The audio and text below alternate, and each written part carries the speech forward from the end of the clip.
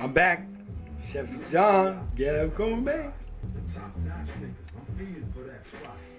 I'm gonna have my own show one day. I'll bring all you people in.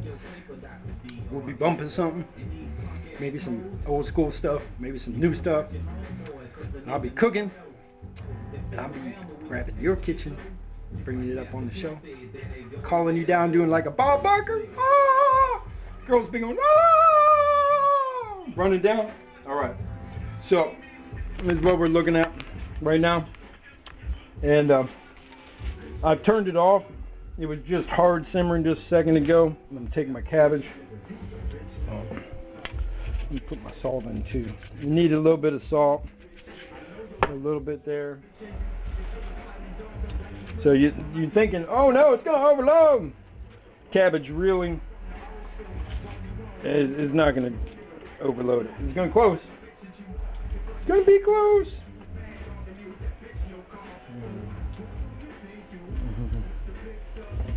And now the heat from it, ooh, look at that. Look at how close that is. The heat from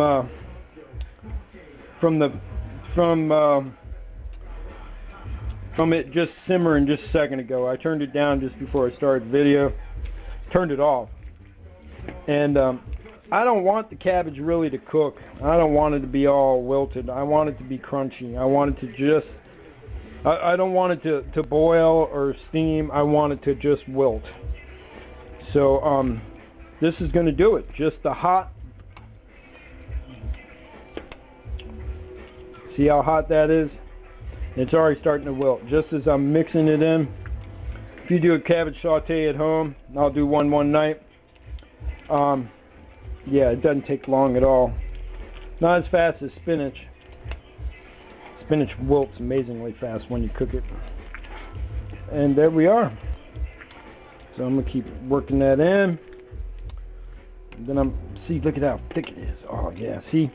Now it looked like all the liquid was on top before, but as I mix it around, you see it's nice. It's got a nice thickness to it, nice gravy going with it. It's practically still simmering. You see the bubbles still coming up a little bit. So that's how I like my chili. This sometimes I make it with barbecue without the cabbage. Oh, here comes that noise again. They're being noisy today.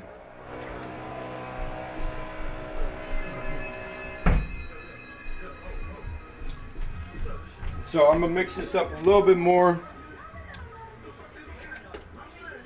And then I'm going to give you a real close shot of a scoop of this, and we're going to give it a try. I know it needs a little bit more salt, but like I said, don't over salt. You can always salt at the table. I want enough salt so the flavors meld. I put a little salt in when I cook the beans. Not too much because salt retards the cooking of beans. I put some acid in with the beans when I cook them, and then the cumin and the chili powder.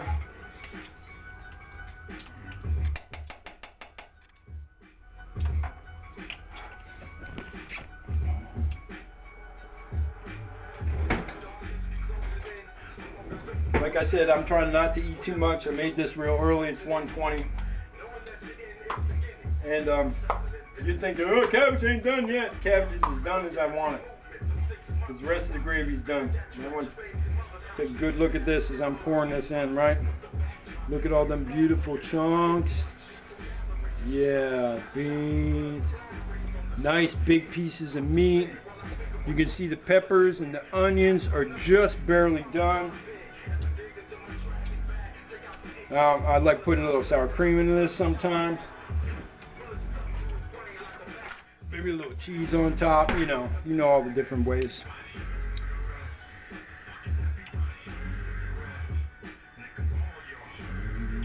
So I'm gonna get a little bit of everything in there. So and this green pepper. Man, this bowl's hot. Ouch! I'm gonna get a little cabbage in there, a little meat, all this in one bite. You get a bigger. Eating something, right? Look at that. Yeah. Little meat.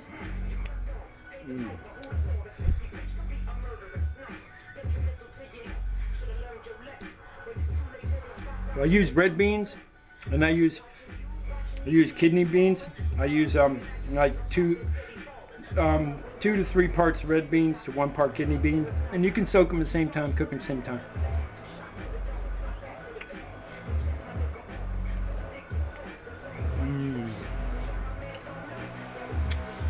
It's not that spicy, so I might add a little bit more. Oh, here it comes. Cayenne's got a slow burn. Habanero. Green habanero's got a slower burn. And red habanero, I put green habanero in it this time. Red habanero has a quicker burn.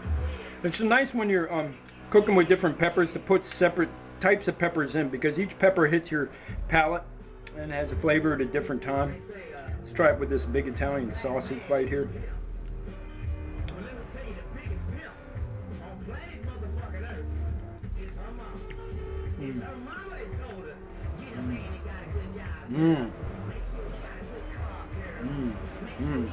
I like that. The Italian sausage fights around in your mouth. Yeah. He talking pimp. That was pimp. Peace, my people. Ghetto Gourmet. I want you to cook better in your homes. Remember, it don't take no special talent. It just takes want to do it. All right.